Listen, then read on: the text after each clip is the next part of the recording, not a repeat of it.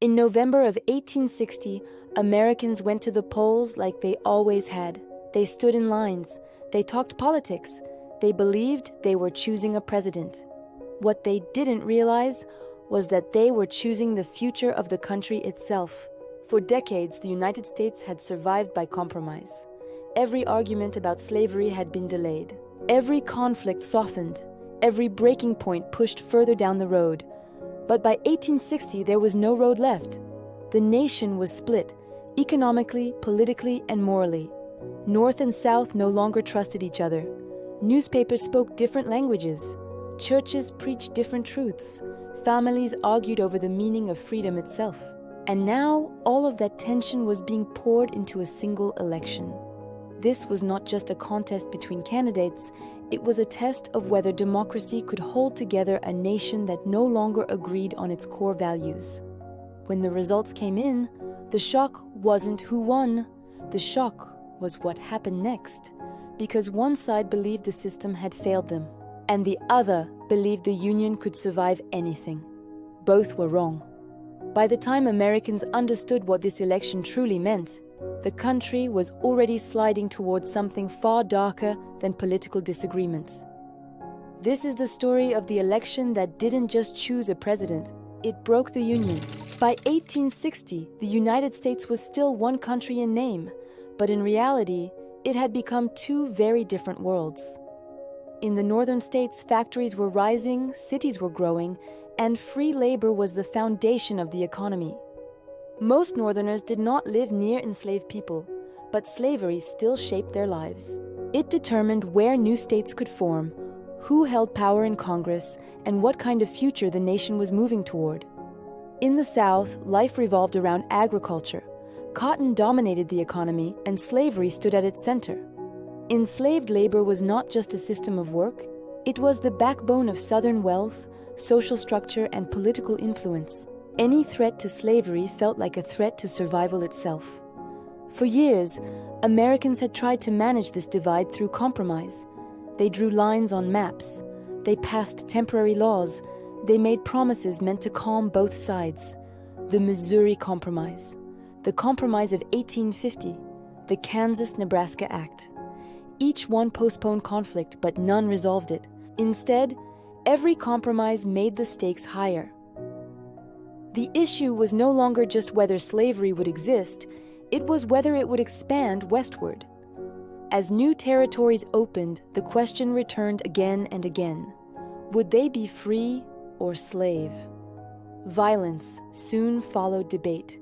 In Kansas, pro-slavery and anti-slavery settlers clashed in what became known as Bleeding Kansas. Towns were burned. People were killed. What was supposed to be a political experiment turned into a warning of what the entire country might face. Meanwhile, trust in national institutions was collapsing. When the Supreme Court ruled in the Dred Scott decision that Black Americans could not be citizens, and that Congress had no power to ban slavery in the territories, many Northerners lost faith in the courts. To them, the system seemed rigged. In the South, fear replaced confidence. Southern leaders believed they were becoming a permanent minority. As the North's population grew, Southern influence in national politics weakened. They worried that one day, a president hostile to slavery would be elected, and there would be nothing they could do to stop him. That fear shaped everything. Newspapers inflamed emotions, politicians sharpened their language, churches split, families argued. The idea of the Union no longer meant the same thing to everyone. By the late 1850s, compromise was no longer a solution. It was a sign of failure. And as the election of 1860 approached, Americans were no longer asking how to fix the nation. They were asking whether it could be fixed at all. The stage was set, not just for an election, but for a reckoning that would test the limits of democracy itself. By the late 1850s, the American political system was under enormous strain. The debates that once took place quietly in Congress were now unfolding in public, louder and more bitter than ever before.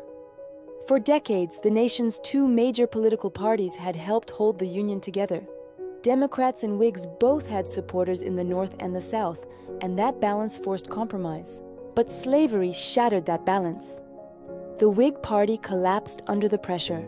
It could no longer contain members who fundamentally disagreed on slavery's expansion. As the Whigs faded, the Republican Party rose in their place, new, energetic, and focused almost entirely on one issue: stopping the spread of slavery into the Western territories. This shift changed everything. The Democratic Party, once a national coalition, began to fracture as well. Northern Democrats argued that voters in each territory should decide the slavery question for themselves. Southern Democrats demanded federal protection for slavery wherever it existed. Neither side was willing to give in. Political cooperation gave way to open hostility. One of the most visible signs of this breakdown came not at the ballot box, but on the Senate floor. In 1856, Senator Charles Sumner of Massachusetts delivered a fiery speech condemning slavery and its supporters. Days later, he was brutally attacked with a cane by a Southern congressman. The assault shocked the nation. In the North, Sumner became a martyr for free speech. In the South, his attacker was praised. The message was unmistakable. Even Congress was no longer safe from violence. Meanwhile, the Kansas-Nebraska Act continued to haunt the nation. By allowing settlers to vote on whether slavery would be permitted, it turned the frontier into a battleground. Armed groups flooded into Kansas, determined to shape its future by force if necessary. What had once been theoretical debates were now measured in blood. Trust in government institutions eroded further with every crisis. Supreme Court decisions, congressional compromises, and presidential actions were all seen through the lens of sectional loyalty. Americans no longer believed the system represented everyone equally. By the time the 1860 election season began, the political ground beneath the nation was unstable. Parties that once bridged regions were gone or deeply divided. New parties reflected sectional interest rather than national unity. Political arguments were no longer about policy. They were about survival. Could slavery be contained? Could compromise still work? Could democracy hold a country together when its people no longer shared a common vision? As the old system cracked under pressure, Americans looked toward the election ahead, hoping, perhaps desperately, that voting might succeed where politics had failed. They did not yet realize that the coming election would expose just how deep the fractures had become. By 1860, slavery was no longer just a moral debate or a political argument. It was the central question of American democracy itself. For the first time in the nation's history, a single issue dominated an entire presidential election. Every speech, every rally, every newspaper headline pointed back to the same question. Could the United States survive half free and half enslaved? The Democratic Party officially split apart. Northern Democrats nominated Stephen A. Douglas, who supported popular sovereignty, the idea that settlers in each territory should vote on slavery themselves. Southern Democrats rejected that compromise and nominated John C. Breckinridge, demanding federal protection for slavery in all territories. The fracture was complete. Meanwhile, the Republican Party rallied behind a relatively unknown candidate from Illinois, Abraham Lincoln. He was not calling for the immediate abolition of slavery where it already existed, but he was firm and unmistakable on one point: slavery must not expand. To the South, that position felt like an existential threat. Southern leaders warned that a Republican victory would mean the slow death of their way of life. Newspapers predicted economic ruin. Politicians spoke openly about leaving the Union if Lincoln won. For many Northern voters, however, the election represented something else entirely. They saw slavery as a moral wrong and its expansion as a betrayal of the nation's founding ideals. To them, stopping its spread was not radical. It was necessary. As Election Day approached, the United States no longer felt like one country choosing one president. It felt like multiple nations casting separate votes. Lincoln's name did not even appear on the ballot in many southern states. He did not need their votes to win. His support across the North was enough. When the results came in, Abraham Lincoln had won the presidency without carrying a single southern state. The reaction was immediate. In the South, church bells did not ring. Crowds did not celebrate. Instead, state conventions were called. Speeches were made not about compromise, but about independence. Secession, once whispered, was now openly debated. South Carolina moved first. Within weeks of Lincoln's victory, it voted to leave the Union. Others followed. The election had not caused division. It had revealed it. The political system had not failed overnight. It had slowly, visibly, and painfully collapsed under the weight of a question it could no longer answer. Could a democracy survive when its people no longer believed they belonged to the same nation? As winter settled in, Americans waited. Some hoped cooler heads would prevail. Others prepared for the unthinkable. The ballots had been counted. The arguments had been exhausted. Now the nation stood on the edge of something far darker. Abraham Lincoln's election did not bring immediate war. What it brought was something quieter and far more dangerous: uncertainty. Between November 1860 and March 1861, the United States entered a period of paralysis. A president had been elected, but not yet inaugurated. Power was divided, leadership was uncertain, and the nation waited in uneasy silence. In the South, waiting was not an option. South Carolina acted first. In December of 1860, its leaders declared that the bond between the state and the Union was broken. Their decision was framed as legal, orderly, and necessary. But beneath the formal language was a deeper fear that their future had been decided without them. Within weeks, other states followed. Mississippi, Florida, Alabama, Georgia, Louisiana, and Texas voted to leave the Union. Together, they formed a new nation, the Confederate States of America. They drafted a constitution. They elected a president. They claimed the right to govern themselves. The Union was no longer theoretical. It was fracturing in real time. In Washington, President James Buchanan insisted that secession was illegal, but also claimed he had no power to stop it. The federal government stood still as state after state walked away. Across the country, emotions ran high. In the North, many were stunned. Some were angry. Others believed the South would eventually return, that compromise could still be reached. In the South, secession was celebrated as a defense of liberty and self-rule. Both sides believed they were protecting the true meaning of the Constitution. But the nation's military, its forts, and its weapons now sat in the middle of a growing standoff. Federal property in the South became a symbol of authority and a target. At Fort Sumter in Charleston Harbor, U.S. troops remained loyal to the Union. Surrounded by Confederate forces, they waited. Supplies ran low. Tension grew. Meanwhile, desperate attempts at compromise continued. New proposals were introduced in Congress. Appeals were made to unity and restraint. But time had run out. By the time Abraham Lincoln prepared to take office, the country he would lead was already breaking apart. The election had exposed division. Secession had transformed it into action. The question was no longer whether the Union could be preserved. It was how much blood would be required to try. In April of 1861, the nation was still officially at peace.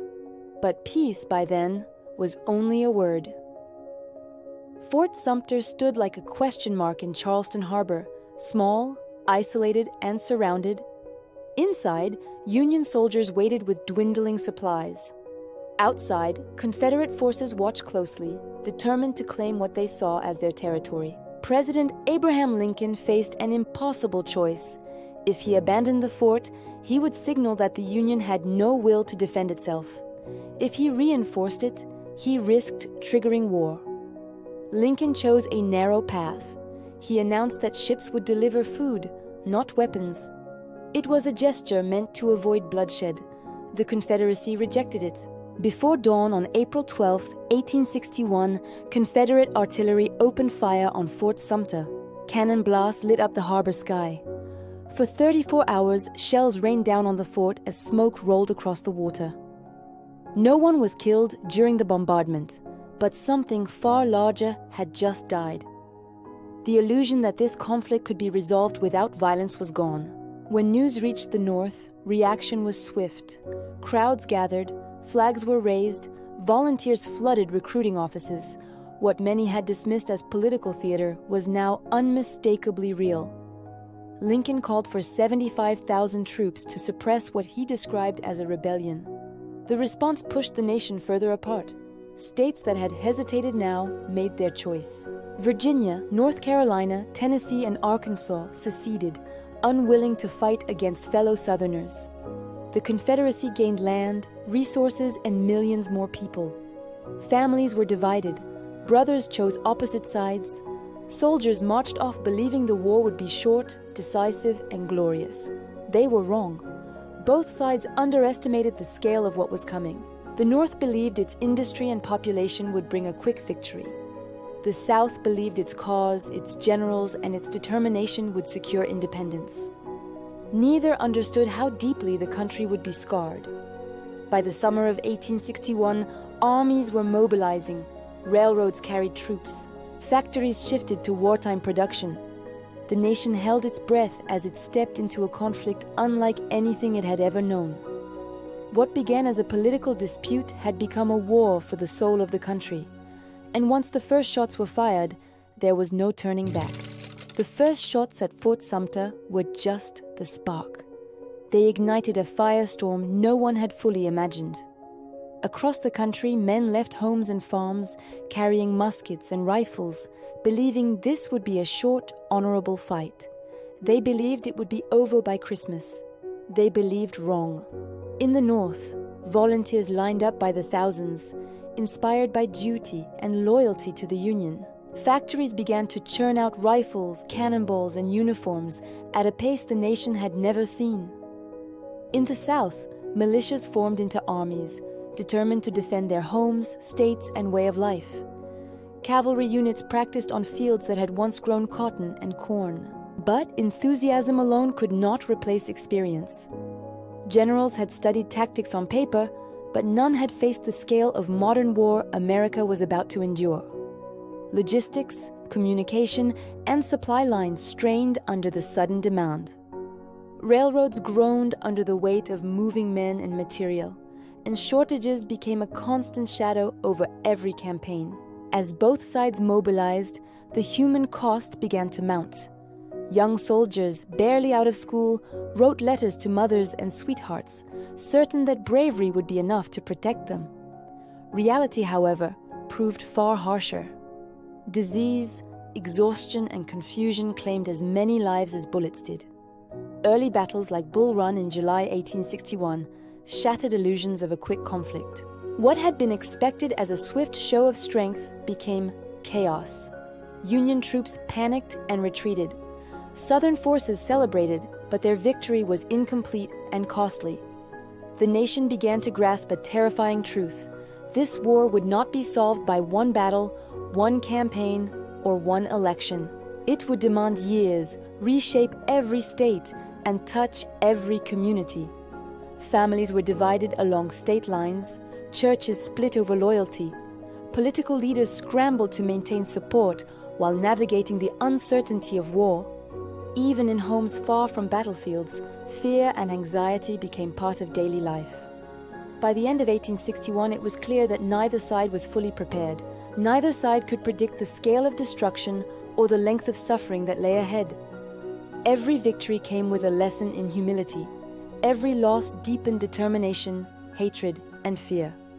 America had entered a war no one truly wanted, but no one could stop. The country's fate, once held in ballots and debates, was now in the hands of soldiers, generals, and the relentless march of history itself. The Union and the Confederacy had crossed the point of no return. And the question was no longer whether the nation could survive, it was whether it would survive with its soul intact. By 1862, the Civil War was no longer a series of small battles or regional skirmishes. It had grown into a massive, grinding conflict that would decide the fate of a nation. In the East, Union and Confederate armies clashed repeatedly. At Antietam, the bloodiest single day in American history, more than 22,000 men were killed, wounded, or missing. Families across the country received letters filled with grief, confusion, and fear. The scale of the slaughter was incomprehensible even to those who had imagined war. In the West, control of rivers and supply lines became crucial. The Mississippi River, a lifeline for trade and movement, was fiercely contested. Victory in these campaigns was not just about military strategy. It meant control over the heart of the country, its economy, and the ability to sustain armies for months on end. Meanwhile, Lincoln faced pressure unlike any president before him. Political opponents accused him of overreach. Soldiers' families demanded answers. The nation expected results. Yet, in the midst of chaos, he had to make decisions that would define the meaning of freedom and the future of the Union itself. The war also began to change its moral dimension. In 1863, the Emancipation Proclamation declared freedom for enslaved people in the Confederate States. This transformed the war from a fight to preserve the Union into a fight for human liberty. Thousands of formerly enslaved men joined the Union Army, bringing courage, knowledge of the land, and a deeply personal reason to fight. But the path to victory was neither straight nor easy. Battles were won and lost, cities were burned, and each side suffered enormous casualties. Union victories gave hope, only to be tempered by Confederate counterattacks. The line between success and disaster was razor thin. By the summer of 1863, Gettysburg became the turning point everyone had feared and anticipated. Confederate forces, confident and aggressive, met Union troops in a 3-day battle that would decide the fate of the North and South. After horrific loss of life, the Confederates retreated. The Union's hold on the war strengthened, but the cost was staggering. Even as the tide began to shift, the war left deep scars. Homes, farms, and entire towns were destroyed. Families mourned generations of lost men. Trust between neighbors and communities had been broken, sometimes forever.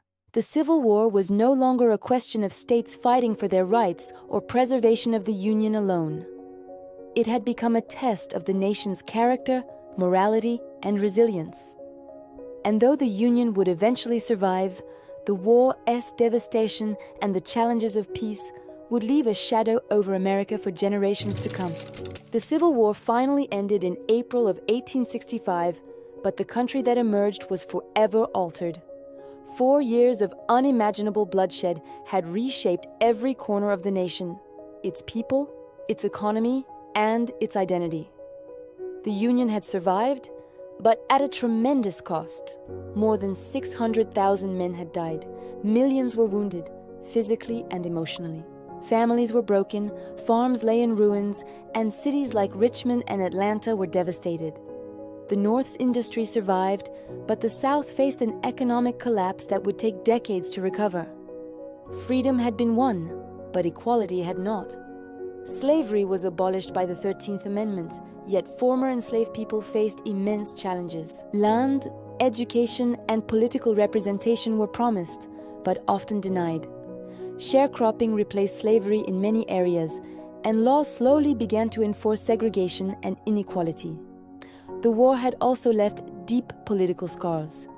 Trust between states and the federal government had been tested like never before. Reconstruction governments tried to rebuild the South and extend rights to formerly enslaved people, but persistent resistance, intimidation, and violence often undermined those efforts. The ideals of liberty and democracy had survived, but the reality was still far from perfect. The nation learned harsh lessons. Compromise alone could not solve moral crises. Delay in addressing injustice only intensified conflict, and the consequences of division could stretch across generations. Yet, amidst the devastation, America also discovered resilience. New political structures, new laws, and new social movements emerged. The Union, though scarred, endured. And the fight for freedom and equality, though unfinished, had begun in earnest. But even as the country looked forward, the shadow of the war lingered. Racism, regional tension, and political strife would continue to challenge the nation. The wounds of the Civil War would influence every future crisis, shaping the course of American history long after the cannons fell silent. The story of this conflict is not just about battles and generals. It is about the choices Americans made, the courage they showed, and the consequences of unresolved injustice. It reminds us that freedom is fragile and that the health of a nation depends not only on surviving war, but on learning from it. The Civil War ended, but the struggle for equality and justice was far from over. If you like my content, do subscribe my channel. Thanks for watching.